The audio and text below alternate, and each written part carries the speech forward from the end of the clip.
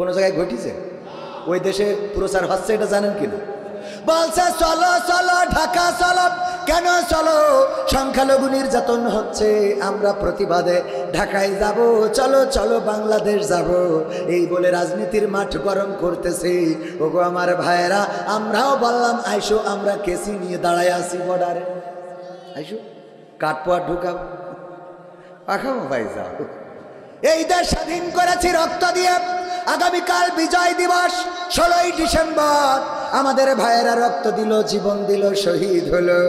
লাখে লাখে শহীদ হয়ে রক্ত দিয়ে আমার মা বোনেরা ইজ্জত হারিয়ে একটা স্বাধীন সার্বভৌম বাংলাদেশ এনেছে। এই বাংলাদেশকে কোনো বাতিলের কাছে, কোনো পরাশক্তির কাছে আমরা ইজারা দিয়ে দেব না। ঠিক না বেঠে? আমরা রক্ত লাগে রক্ত দেব, জীবন লাগে জীবন দেব। কিন্তু আমার দাদাদের বসানো সরকার, দাদাদের বসানো ডাক্তার প্রেসক্রিপশন দাদারা দিত, আর ওই ডাক্তার আমাদের চিকিৎসা দিত। সেই ডাক্তার নিয়ে চলে গেছে, আমাদেরও রোগ ভালো হয়ে গেছে। এখন আর নতুন করে দাদার দেশের ডাক্তার আমাদের দেশে চলবে না। ঠিক না বেঠে?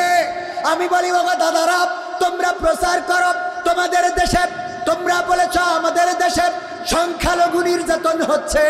আমি বলেছি আল্লাহর কসম করে বলি, সংখ্যালঘু নির্যাতন হচ্ছে না, বরং আমাদের দেশে, এই বাংলাদেশে সংখ্যাগরিষ্ঠ নির্যাতন হচ্ছে, যার বিরুদ্ধে প্রতিবাদ জানানো দরকার।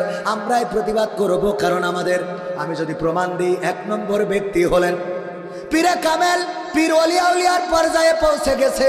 আমার বঙ্গবন্ধুর পরিবার ইসলাম প্রচারের জন্য বাংলাদেশে এসেছিলেন, ইসলাম প্রচার করতে এসেছিলেন। সেই পরিবারের সন্তান জননেত্রী শেখ হাসিনা, দেখেন কত বড় আল্লাহওয়ালা।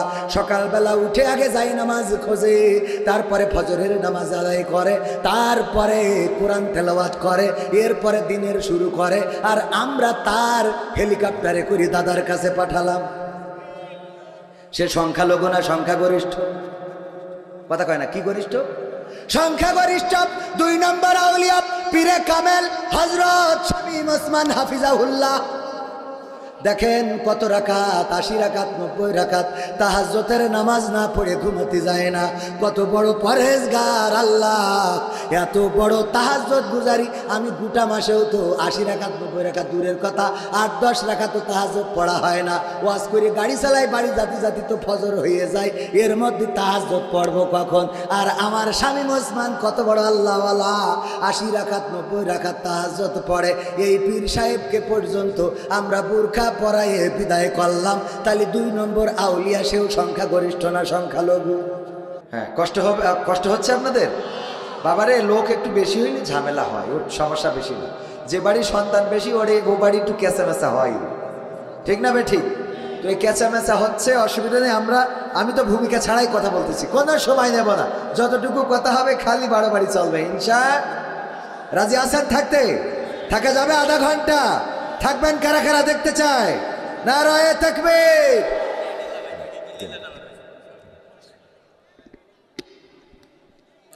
Hello hello 15, hello hello hello hello hello hello hello hello hello. হ্যাঁ, এবার ঠিক আছে। আরেকটু মনিটর রিভার। হ্যাঁ, যাই হোক, অসুবিধা নেই। আমাদের দুঃখ কষ্ট সব কার জন্যে? ইন্না সলাতি ওয়া নুসুকি ওয়া মাহইয়ায়া ওয়া মামাতি লিল্লাহি রাব্বিল আলামিন। আমাদের কুরবানি, আমাদের জীবন, আমাদের মরণ, আমাদের নামাজ, সবকিছু বিশ্ব প্রতিপালক আল্লাহর জন্য। বলেন সুবহানাল্লাহ। সুতরাং আমরা অধৈর্য হব না। যতটুকু সময় আমরা পাবো ইনশাআল্লাহ কথা চলবে। রাজি আছেন শুনতে? তো যেই জায়গায় ছিলাম সেই জায়গায় চলে আসে। আমি যেটা বলছিলাম, এই পৃথিবীতে জীবন চিরদিন থাকবে না, যৌবন চিরদিন থাকবে না। কত মানুষের মৃত্যুর খবর শোনা যায়, কেউ পানিতে ডুবে মারা যায়, কেউ বা অ্যাক্সিডেন্টে মারা যায়। কত লাশের খবর আমরা শুনি।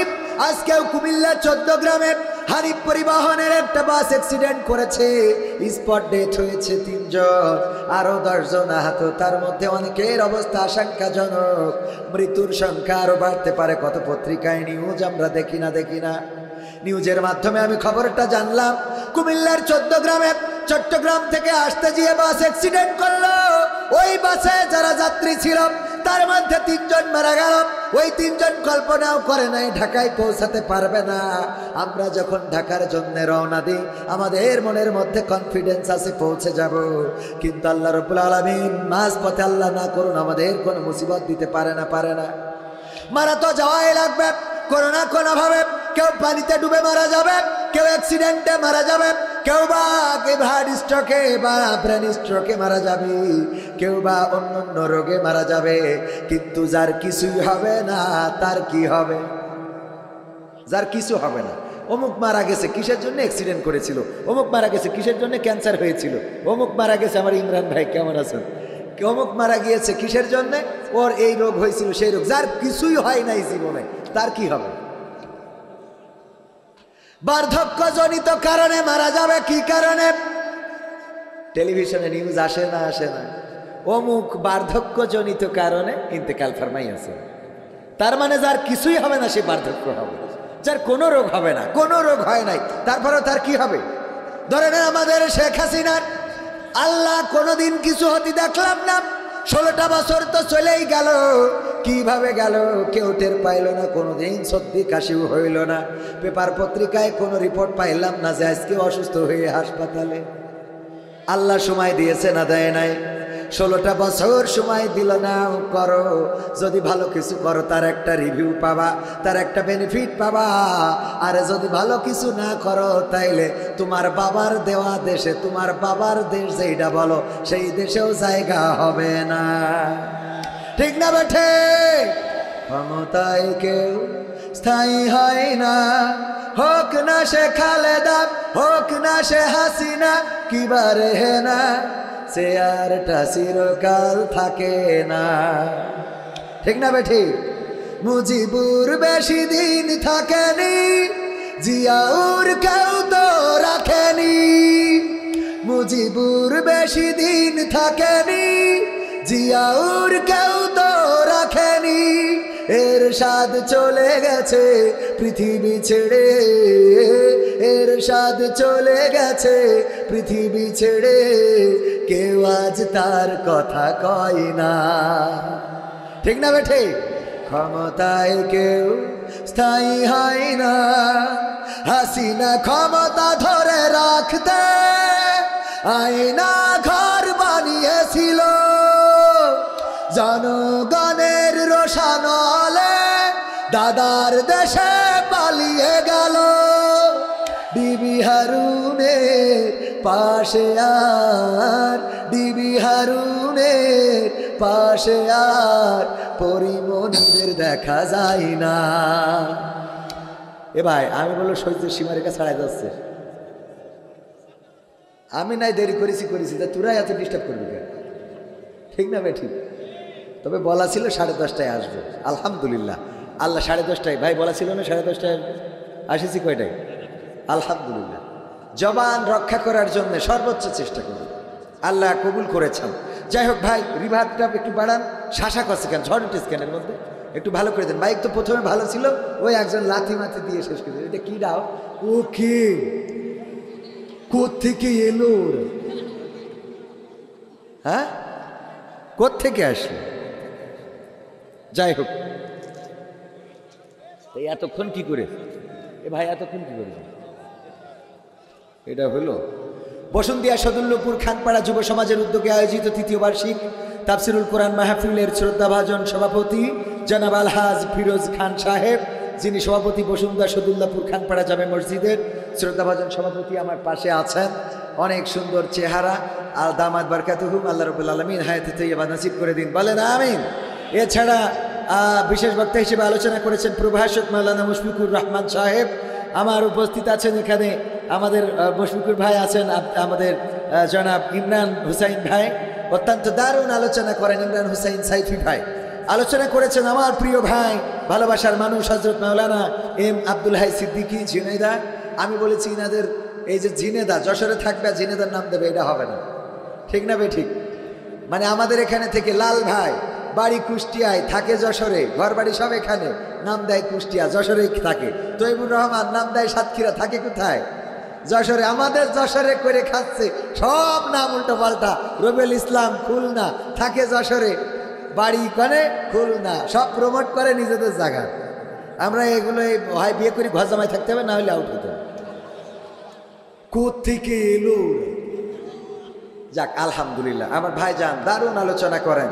আল্লাহ রাব্বুল আলামিন ভাইয়ের কণ্ঠকে ইসলামের জন্য কবুল করে নিন, বলেন আমিন।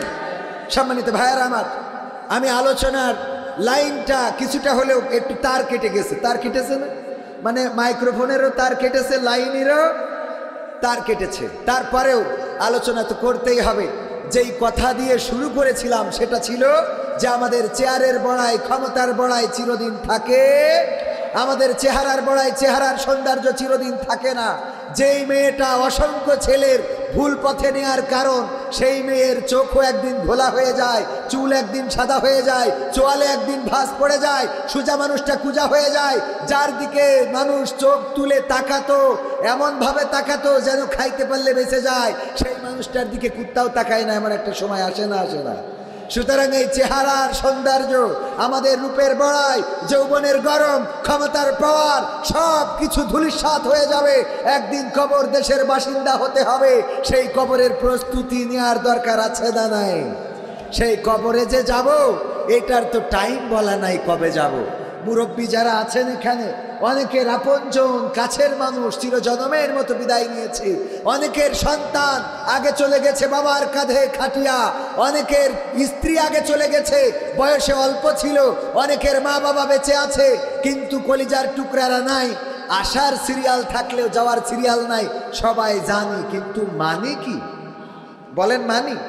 বাবার লাশ কবর দিয়ে এসে সন্তান খানিক পরে চায়ের দোকানে কাঠ খেলায় মেতে ওঠে, ওঠে না? ওঠে না?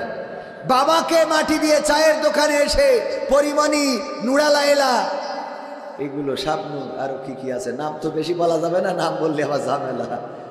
নাম বললি আমার দেখলাম মুহতারাম শ্রদ্ধাভাজন উস্তাদজি শায়েখ মুজাফফর বিন মাহসিন হাফিজাহুল্লাহ, উনি তওবা করাচ্ছেন সহিহ হাদিসের ভিত্তিতে। আমির হামজা কোন নায়িকার নাম বলেছে আপনারা হয়তো অনেকেই জানেন, আমি আসলে নায়িকা চিনি, উনি দেখাও হয়নি, কথাও হয়নি কোনোদিন। এই নায়িকার নাম বলেছে, ওনার কাছে প্রশ্ন দিয়েছে যে উনি বলেছেন আল্লাহর নাম করে একটু তাকায় দেখবেন। তার থেকে সুন্দরী ছিল হাওয়া আলাইহিসসালাম, মরিয়াম আলাইহিসসালাম, সারা আলাইহিসসালাম, খাদিজা রাদিয়াল্লাহু তাআলা আনহা, ফাতেমা রাদিয়াল্লাহু তাআলা আনহা। এই কথা উনি বলতে যে ওই বিশ্ব সুন্দরী কার কি নাম, আমি রাশমিকা মান্দারা না ইন্দারা এরকম নাম হয়ে থাকতে পারে, এই নাম বলেছে। বলার পরে এখন এই নাম উনি চিরকুটে পড়লেন না, না পড়ে কি করেছেন, উনি বলতেছেন যে সব পশ্চিম মুখ ফিরে, পশ্চিম কিবলা কোন দেখি, তো এই কিবলা মুখ ফিরে কান ধরে তওবা করেন। আচ্ছা এইটা কোন হাদিসে আছে আমি আজ পর্যন্ত খুঁজে পাইনি যে তওবা করার জন্য কিবলা মুখ হতে হবে আর কান ধরে তওবা করে, ওরা তো সহিহ হাদিসের বাইরে যায় না, ঠিক না বেঠিক? তো শায়েখ, আমি বলতে চাই আপনি মুহতারাম আমির হামজা হুজুরকে এমন ভাবে উপস্থাপন করেছেন, একজন আলেমে দ্বীন, তার মুফতি টাইটেলটাকে আপনি উপহাসের ভঙ্গিতে দেখেছেন। এই উপহাস করাটা আপনি কোন হাদিসে পেয়েছেন একটু জনগণকে জানাবেন। হাদিসের কথা বলেন, হাদিস মানার কথা বলেন। গীবত ছাড়া আপনার আলোচনায় কিছু পাওয়া যায় না, অপার্জনের পিছনে লাগা ছাড়া আলোচনায় কিছু পাওয়া যায় না। আমার আল্লাহ বলেছে, ইয়া আইয়ুহাল্লাযীনা আমানু লিমা তাকুলুনা মা লা তাফআলুন, ও ঈমানদারেরা এমন কথা বলো না যা তোমরা কাজে পরিণত করো না। তোমরা রাসূলের হাদিস মানো না, আবার আহলে হাদিস নাম ধরে বসে আছো। আমার রাসূল কাউকে গীবত করতে শেখায় নাই, আমার রাসূল কাউকে কারো নাম, কারো টাইটেল উপহাস করতে শেখায় নাই। তোমরা উপহাস করো, আর নায়িকার নাম বলার সাথে সাথে তুমি চিনে ফেললে তুমি কোন আল্লাহর ওলি? কথা কয় না। সিনি ada orang dulu duduk di Malaysia, ada orang boleh angkat tangan, satu orang, ada lagi ya boleh angkat tangan, ada belakang Ustadz saya nama Syahidul Islam.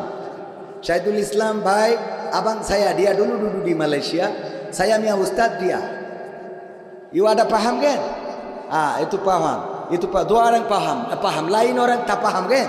Saya apa cakap? Dua orang, belakang ada satu orang, tiga orang saja paham, lain semua orang tak paham. Saya apa cakap? Betul ya bang? Iya.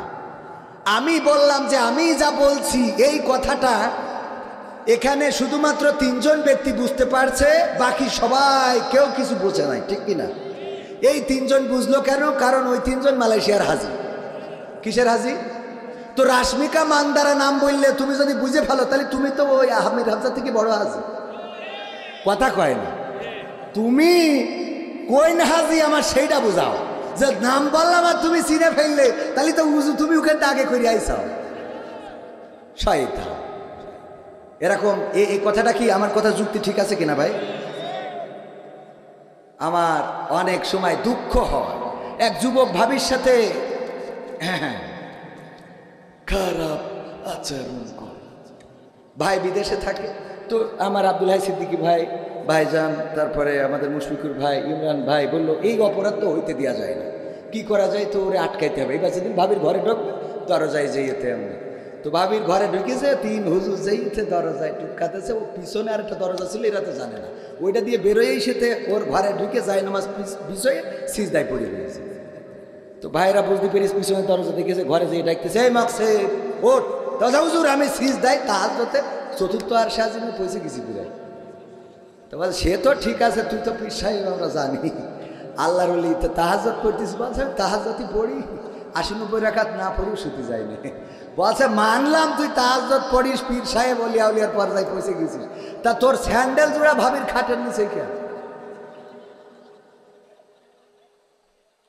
কথা কি বোঝা গেছে? Sandal জোড়া ভাবির খাটের নিচে। তো রাশমিকা মান্দারা নাম বলিস আমির হামজা, মানলাম যে আমির হামজা খারাপ, তা তুই বুঝলি কেন? কথা কয় না। তুই তো মনে করবি এইটা মনে হয় হাদিসে আমপারার থেকে কিছু বললো কিনা নাকি? কারণ অনেকেই যারা বোঝেন, একবার এক যুবলীগের নেতা ওই খালি আওয়ামী লীগের বিরুদ্ধে ওয়াজ করতেছে, বক্তাকে তো কাজী আওয়ামী লীগের বিরুদ্ধে কথা বলে আছে অনেকেই।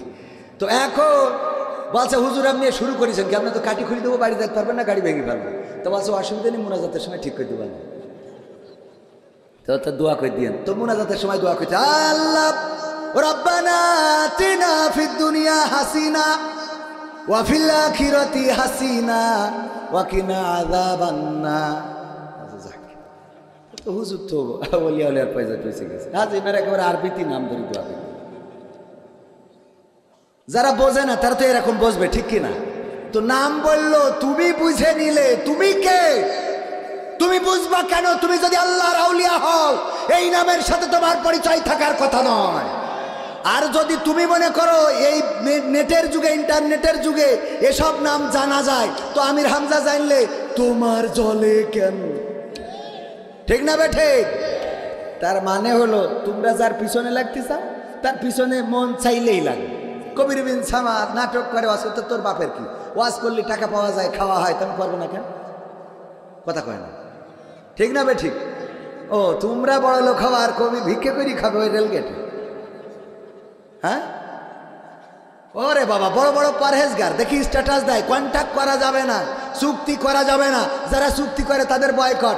আবার দেখি 3 দিন পরে স্ট্যাটাস দেয় যে এখন থেকে চুক্তি করা ছাড়া কোনো মাহফিল যাবে না। কেন? তা খাম দিয়েছে, তার মধ্যে 300 টাকা। তাহলে তুই এতদিন ধরে আন্দোলন করলি কেন? পরহেজগার সাজে, আল্লাহ আল্লাহ পীর সাহেব। এইখানে আসলাম যে রিস্কি নিয়ে, এক মাহফিল থেকে আর এক মাহফিল, যে জোরে গাড়ি চালাইছে আমার ক্যামেরাম্যান, আমার রকি আলামিন কই, ওরা সাক্ষী, ওরা আছে পিছনে, ওরা সাক্ষী। ওরা মনে করতেছে ভাই মনে হয় আজকে কোথাও না কোথাও মারবে, তা ও দেখি কোনো ট্রাক বাসে মারিনি, এখানে সে সাইকেলে মেরে দিয়েছে, ছোট তুতি মারিছি। তো এই যে আসা যাওয়া, এর মধ্যে যাওয়ার সময় হুজুর যদি মরেও যায়, এ কমিটি আর খোঁজ নেবে না, বলো বরং মরি গেলি বলবে ভালো কাজেই আমাদের কাছে মেলা টাকা নিয়েছিল। ঠিক না বেটি? ভাইয়ের আমার, কি হবে বেঁচে থেকে অযথা বিদ্যা শিখে যদি না গড়তে পারি শোষণবিহীন সমাজটাকে? কি হবে বেঁচে থেকে? কি হবে ছাত্র সেজে চুমু খেয়ে সনদ খানা যদি হয় বিদ্যালয়টা পরিমণিদের আড্ডাখানা? কি হবে ছাত্র সেজে চুমু খেয়ে সনদ খানা যদি হয় বিদ্যালয়টা বুবলিদের আড্ডাখানা? এর চেয়ে মরাই ভালো, দেশ ছেড়ে যাওয়াই ভালো। এর চেয়ে মরাই ভালো, দেশ ছেড়ে যাওয়াই ভালো।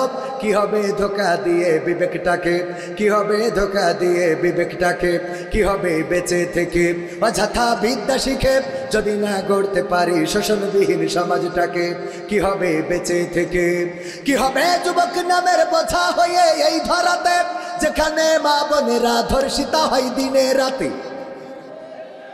ঠিক না বেঠে? ধর্ষণ আছে না নাই? কি হবে যুবক নামের বোঝা হয়ে এই ধরাতে যেখানে মা বোনেরা ধর্ষিতা হয় দিনে রাতে। যৌবনের সার্থকতা ঘুচিবে সকল ব্যথা, যৌবনের সার্থকতা ঘুচিবে সকল ব্যথা।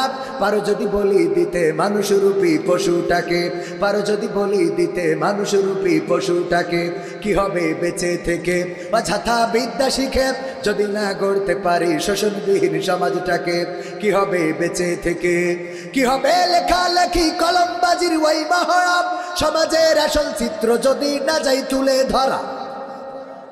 কথা কয় না? হলুদ সাংবাদিকতা আছে না নাই? আমার দাদার দেশে সাংবাদিক আছে, স্টেজের পরে লাফায়, স্টুডিওতে লাফায়, বলে আমি আজকে কোনো জোরে কথা বলবো না, এই বাংলাদেশ থাকবে না, ইত্যাদি ইত্যাদি কথা। আর আমার দাদার দেশে কত প্রোপাগান্ডা চালালো, এই দেশে নাকি হিন্দু নির্যাতন হচ্ছে, এই দেশে নাকি মুসলমানরা হিন্দুদের আগা কেটে দিচ্ছে। কোন জায়গায় ঘটিছে? ওই দেশে প্রচার হচ্ছে, এটা জানেন কিনা? বলছে চলো চলো ঢাকা চলো, কেন চলো?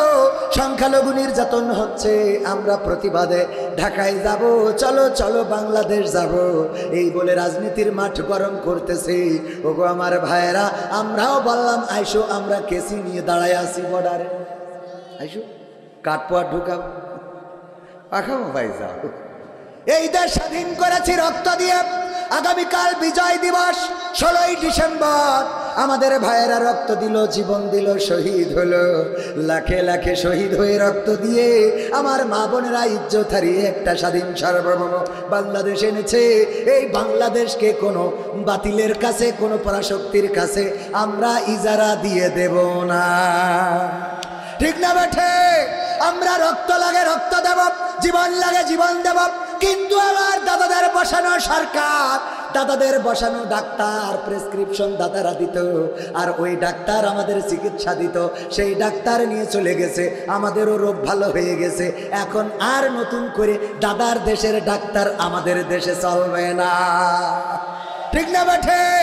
আমি বলি বাবা দাদারা, তোমরা প্রচার করো তোমাদের দেশে, তোমরা বলেছ আমাদের দেশে সংখ্যালঘু নির্যাতন হচ্ছে, আমি বলেছি আল্লাহর কসম করে বলি সংখ্যালঘু নির্যাতন হচ্ছে না, বরং আমাদের দেশে এই বাংলাদেশে সংখ্যাগরিষ্ঠ নির্যাতন হচ্ছে, যার বিরুদ্ধে প্রতিবাদ জানানো দরকার।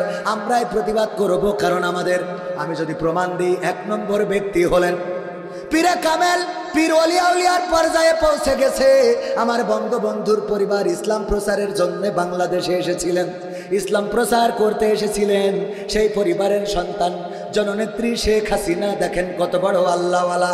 সকালবেলা উঠে আগে যাই নামাজ খোঁজে, তারপরে ফজরের নামাজ আদায় করে, তারপরে কোরআন তেলাওয়াত করে, এরপরে দিনের শুরু করে। আর আমরা তার হেলিকপ্টারে করে দাদার কাছে পাঠালাম।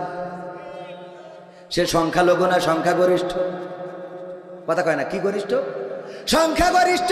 2 নম্বর আউলিয়া পীরে কামেল হযরত শামীম ওসমান হাফিজাহুল্লাহ। দেখেন কত রাকাত, 80 রাকাত 90 রাকাত তাহাজ্জুদের নামাজ না পড়ে ঘুমোতে যায় না। কত বড় পরহেজগার আল্লাহ, এত বড় তাহাজ্জুদ গুজারি। আমি গোটা মাসেও তো 80 রাকাত 90 রাকাত দূরের কথা, 8-10 রাকাত তো তাহাজ্জুদ পড়া হয় না। ওয়াজ করে গাড়ি চালাই, বাড়ি জাতি জাতি তো ফজর হয়ে যায়, এর মধ্যে তাহাজ্জুদ পড়বো কখন? আর আমার শামীম ওসমান কত বড় আল্লাহওয়ালা, 80 রাকাত 90 রাকাত তাহাজ্জুদ পড়ে।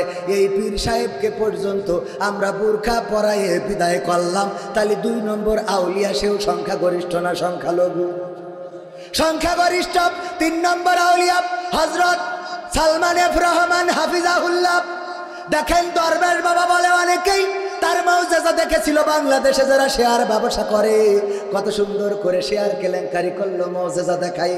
আমার মুসা আলাইহিস সালাম নদীর মধ্যে রাস্তা বানাই দেখাই দিল, ইব্রাহিম আলাইহিস সালাম আগুনের মধ্যে ফুল বাগান বানালো, আর আমার মুসা আলাইহিস সালাম পুড়ে গেল তুর পাহাড় পুড়ে গেল, কিন্তু মুসা পড়লো না।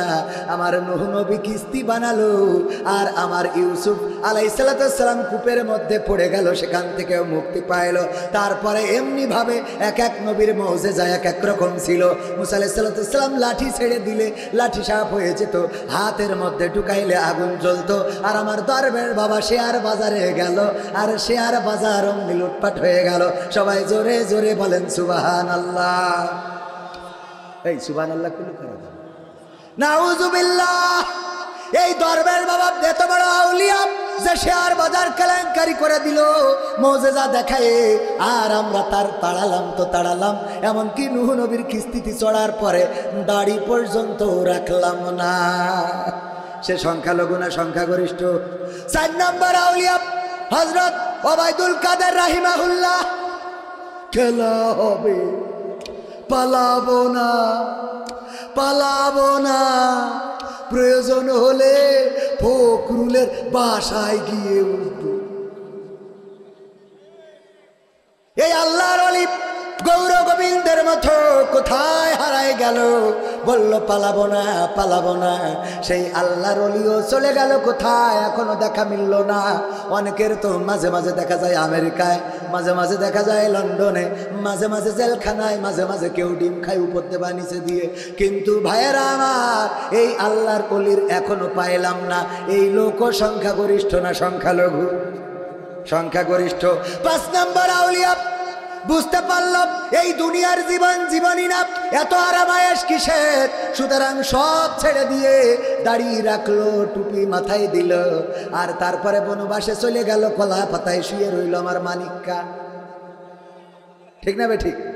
কলা পাতায় শুয়ে রইল, সেই মানিক্কার বিসি পর্যন্ত খুলে নিয়েছে। এও সংখ্যালঘু না সংখ্যাগরিষ্ঠ? সংখ্যাগরিষ্ঠ। বিসি পর্যন্ত নেই, তোকে তো খালি আগা কাটার ভয়, আর এর তো ডাইরেক্ট মেশিনই তো নষ্ট করতে। ঠিক না বে ঠিক? ও গো আমার ভাইরা, এই লোকটাও সংখ্যালঘু না সংখ্যাগরিষ্ঠ? সংখ্যাগরিষ্ঠ। তারপরে ইনু মেনন কত বড় পরহেজগার। দেখেন আল্লাহর মানত না, বামপন্থী দল করে। সেই লোকগুলো একবার সাদা কাপড়ের কাপড় পরে একবার বা 2-5 বার গিয়েছে মক্কায়, মক্কা মদিনা তাওয়াফ করে এসেছে, রাসূলের রওজায় সালাম দিয়ে এসেছে। এই ইনু মেননেরও আমরা ধরে রাখিছি। আরাফাত ব্যারিস্টার সুমন সহ কত ডজন, 3 ডজনেরও বেশি আল্লাহর ওলি পলক টলক সহ সব রাখলাম জেলখানায়, ডিম দিলাম। ও আমার ভাইয়েরা, এরা একটাও সংখ্যালঘু না, বরং সংখ্যাগরিষ্ঠ। বলেন ঠিক কিনা? সুতরাং নির্যাতিত হচ্ছে সংখ্যাগরিষ্ঠ, আর আমার দাদারা বলে সংখ্যালঘু নির্যাতিত হচ্ছে। আল্লাহর কসম করে বলি, আমার দেশের হিন্দুরা, বৌদ্ধরা, খ্রিস্টানেরা ডিমের মধ্যে কুসুমটা যেমন সংরক্ষিত থাকে, বাংলাদেশে তেমন মুসলমানদের কাছে হিন্দু, বৌদ্ধ, খ্রিস্টান সংরক্ষিত আছে। বলেন ঠিক কিনা? আমার দেশের মুসলমানেরা এবার নির্বাচনের পরে নাই, বরং সরকারের পতনের পরে আমার দেশের কোরআনের হাফেজেরা, আমার দেশের আলেমেরা, আমার দেশের ইসলামী আন্দোলনের নেতা কর্মীরা, আগে আমার মা বলতো মূর্তির দিকে তাকাবা না, মূর্তি পূজার নিকটবর্তী হবা না, ওই দিকে যাবা না। কিন্তু আমাদের নেতা কর্মী, মাদ্রাসার ছাত্র, কোরআনের হাফেজ এবারে যেন কোনো ষড়যন্ত্র করে যেন মূর্তি না ভাঙে, তার জন্য রাত জেগে জেগে তাদের প্রতিমা পাহারা দিয়েছে। বলেন ঠিক কিনা? পাহারা দিয়েছে। শুধু তাই নাই, আমাদের নেতারা যে ওম শান্তি নমো নমো পড়ি ফেলাইয়ে যাবে গে। ঠিক না বেটি? পড়েছে না পড়ে নাই? ওখানে যে ওম শান্তি নমো নমো কত কি পড়ে ফেললো, কত উদারতা আমরা দেখালাম, যে ওখানে যে ওম শান্তি নমো নমো পড়ে দিলাম। এরপরেও যখন দাদার দেশে এই অপপ্রচার হয়, এরা সাংবাদিক না, এরা মূলত অর্থেই হলো সাংবাদিক নামের কুলাঙ্গা। ঠিক না বেঠে? সাদাটারে কালো বানায়, আর কালোটারে সাদা বানায়। এই জাতীয় ভারতের প্রেতাত্মা প্রথম আলো এবং স্টার জলসা বাংলাদেশে এখনো আছে। এখনো আমার দাদার দেশের দালালেরা এই জমিনে আছে না? না আছে না নাই? তাদেরকে এই জমিনে তারা থাকবে, বসবাস করবে, কিন্তু প্রকৃত অর্থে সোজা পথে চলা লাগবে। আর একটা কথা শুরুতেই বলে রাখি ভাইয়েরা আমার, যারা মনে করেন স্বাধীনতা এসেছে 5 তারিখে, আমি বলি এখনো স্বাধীনতা আসে নাই। এই বাংলার জমিন এখনো স্বাধীন হয় নাই, এই আল্লাহর জমিন এখনো স্বাধীন হয় নাই। 5 তারিখে স্বাধীনতা আসে নাই, বরং 5 তারিখে স্বাধীনতা কেমন করে আনতে হয় সেই রাস্তাটা দেখিয়ে দিয়ে গেছে। বলেন ঠিক কিনা? স্বাধীন তো হবে সেই দিন যেদিন এই বাংলার আকাশে কালেমার পতাকা উড়বে পথ করে।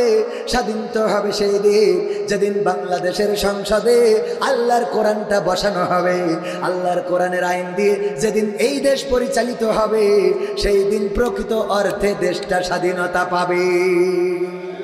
ঠিক না বেঠে? এখনো স্বাধীন হয় নাই। স্বাধীনতা কিভাবে আনতে হয় সেই রাস্তা দেখিয়ে দিয়েছে আমার আবু সাইদ, আমার শান্ত, আমার মুগ্ধ, আমার ইয়ামিন। তারা দেখিয়েছে যে এই রাজপথ ছাড়া যাবে না, বরং বাতিলের সামনে, বুলেটের সামনে, বন্দুকের সামনে, গুলির সামনে বক্ষ পেতে দিতে হবে। জালিমের গুলি আমাদের বক্ষ ছেদ করে পিছন দিয়ে বের হয়ে যেতে পারে, আমাদের রক্ত জমিনে পড়তে পারে, জমিন ভেসে যেতে পারে, সেই রক্তের সাগরে সাঁতার কাটা লাগতে পারে। সাঁতার কেটে কেটে একটি বিপ্লবী কালেমার পতাকা বাংলার জমিনে উড়ানোর রাস্তা দেখিয়ে দিয়ে গেছে। বলেন ঠিক কিনা? আমরা সেই রাস্তা দিয়ে হাঁটতে হবে কোরআনের রাজ কায়েম করার জন্য। কোরআনের সাথে যদি কেউ দ্বন্দ্ব করে তাদের সাথে আপোষ করা যাবে। কোরআনের সাথে যারা করবে দ্বন্দ্ব তাদের সাথে কবু হবে না আপোষ। কোরআনের সাথে যারা করবে দ্বন্দ্ব তাদের সাথে কবু হবে না আপোষ। জেল জুলুম হলেও হবে, জেল জুলুম হলেও হবে, বিবেকের কাছে তবু রব নির্দোষ। আমার রবের কাছে রব নির্দোষ, মহান প্রভুর কাছে রব নির্দোষ। কোরআনের সাথে যারা করবে দ্বন্দ্ব তাদের সাথে কবু হবে না। বলেন, কোরআনের কথা যারা বলে যায় আজ তাদের দমাতে কত ফন্দি। কাউকে ধরে নিয়ে দিয়েছে ফাঁসি, কাউকে রেখেছিল বন্দি। ঠিক না বেঠে? কোরআনের কথা যারা বলে যায় আজ তাদের দমাতে কত ফন্দি। কাউকে ধরে নিয়ে দিয়েছে ফাঁসি, কাউকে রেখেছিল বন্দি। হক কথা বললেই জ্বলে যায় গা, কোরআনের কথা সইতে পারে না। হক কথা বললেই জ্বলে যায় গা, কোরআনের কথা সইতে পারে না। জানি না তাদের আমাদের পরে কেন এত আক্রোশ। জেল জুলুম হলেও হবে, জেল জুলুম হলেও হবে, বিবেকের কাছে তবু রব নির্দোষ। আমার রবের কাছে রব নির্দোষ, মহান প্রভুর কাছে রব নির্দোষ। কোরআনের সাথে যারা করবে দ্বন্দ্ব তাদের সাথে কবু হবে না।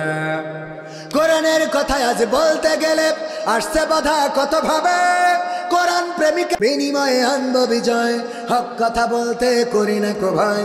জীবনের বিনিময়ে আনব বিজয়, বুকে আছে শক্তি, অন্তরে আছে সাহস। আছে জেল জুলুম হলেও হবে, জেল জুলুম হলেও হবে, বিবেকের কাছে তবু রব নির্দোষ। আমার রবের কাছে রব নির্দোষ, মহান প্রভুর কাছে রব নির্দোষ। কোরআনের সাথে যারা করবে দ্বন্দ্ব তাদের সাথে কবু হবে না। আপোষ কি করা যাবে? যদি আমাদের বাবা হয়, যদি আমাদের দাদা হয়, যদি আমাদের নানা হয়, যদি আমাদের আপনজন হয়, কোরআনের সাথে যারা দ্বন্দ্ব করবে তাদের সাথে আপোষ করা যাবে না। আল্লাহ রাব্বুল আলামিন পবিত্র কোরআন দিলেন এই সমাজে শান্তির জন্য। ওগো আমার ভাইয়েরা, চোর যদি চুরি করে তার শাস্তিটা কি? হাত কেটে দাও। আমি যদি বুসা হাত নিয়ে এসে বলতাম, ওগো আমার ভাইয়েরা, কেউ চুরি করবেন না, চুরি করা গুনাহের কাজ, আর কোরআনের আইন কায়েম বাংলাদেশে আছে, সুতরাং কেউ যদি চুরি করে তার হাতের কবজি থাকবে না। তাই দয়া করে কেউ চুরি কইরো না। আপনারা বলতেন, হুজুর আপনার হাতের কবজি কই? আমি বলতাম, আমার আব্বা আখ লাগিয়েছিল, সেই আখ মাড়াই করার জন্য মেশিন এনেছিল, মেশিনের মধ্যে আমাকে আখ ঢুকাতে দিয়েছিল। আখ ঢুকাচ্ছিলাম ঢুকাচ্ছিলাম ঢুকাচ্ছিলাম, হঠাৎ করে হাত ঢুকে হাত রস হয়ে পাটালি হয়ে গেছে। আপনারা বলতেন, যাই বলেন তাই বলেন, হুজুর আপনি এককালে চোর ছিলেন। কথা কয় না? বলতেন না আমার সভাপতি বসা যদি হাতের কবজি একটা না থাকতো তাহলে আপনারা বলতেন নিশ্চয়ই এই সভাপতি এক আমলে চোর ছিল। ওগো আমার ভাইয়েরা, 350 আমার দেশের 300 সংসদীয় আসনের এমপিরা পলাতক হয়ে গেল, আল্লাহর ওলিরা, পরহেজগারেরা। ওদের যদি এখন ধরা হয় দুর্নীতি করেছে না করে নাই? দুর্নীতি করেছে, চুরি করেছে, ডাকাতি করেছে। আমার অনেকেই বলে পুকুর চুরি হয় নাই, বরং নদী চুরি হয়েছে, সাগর চুরি হয়েছে। ওগো আমার ভাইরা, সুতরাং এই চুরি ঠেকানো, এই চুরির শাস্তি হিসেবে যদি ওদের ধরা হতো আর হাতের কবজি যদি কাটা হতো, এরপরে যদি এসে বলতো খেলা হবে, আপনারা বলতেন হবে না, কারণ আপনি যা চোর চিনা শেষ। ঠিক না বেঠে? ওগো আমার ভাইয়েরা, আমি পবিত্র কোরআনের সূরা তাহার 55 নম্বর আয়াতে কারিমা তেলাওয়াত করেছি। এই আয়াতে কারিমা আপনাদের মুখস্থ আছে না নাই? সবাই পড়েন, মিনহা খালাকনাকুম ওয়া ফিহা নুঈদুকুম ওয়া মিনহা নুখরিজুকুম তারাতান নুখরা। এই যে আয়াতে কারিমা মুখস্থ আছে না নাই? আমরা কোথায় পড়ি? কবরে পড়ি। কেন কবরে পড়ি? এই আয়াতটা কবরে পড়ার কারণটা কি? আমি চিন্তা করলাম, আমার খালুর কবর দেওয়ার সময় সবাই যখন এটা পড়লো, আমিও পড়লাম, আমিও পড়ি। আমি চিন্তা করলাম আয়াতটা কেন আসলো, কিসের জন্য আসলো, একটু ঘাটাঘাটি করা দরকার। আমি তো ভালো বুঝি না, তারপরেও একটু চেষ্টা করে দেখলাম। এই আয়াতটা এসেছে সবচেয়ে পাওয়ারফুল জায়গার জন্য, আর আমরা এইটা সবচেয়ে নরমাল জায়গায় নিয়ে লাগাই দিয়েছি।